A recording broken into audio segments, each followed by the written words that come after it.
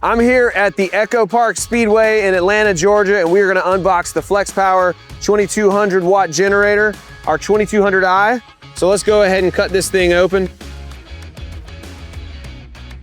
All right, now we got our box open. We're gonna go ahead and take out what's inside and walk you through all the components here. So first of all, we've got your starter oil. You're gonna wanna put that in before you fire up your generator the first time.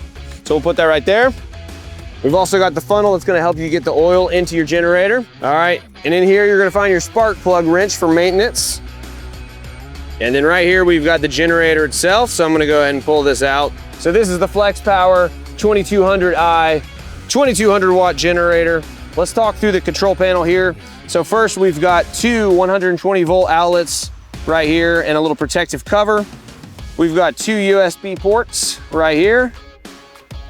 Got your parallel hookups, so you can actually get twice the power with two 2200 watt generators side by side. Got your eco switch right here, and of course your choke and your start. So before you start it up the first time, you're gonna need to add oil. So you'll remove the oil panel, which is on this side, add the oil to the proper level, and then replace the oil panel.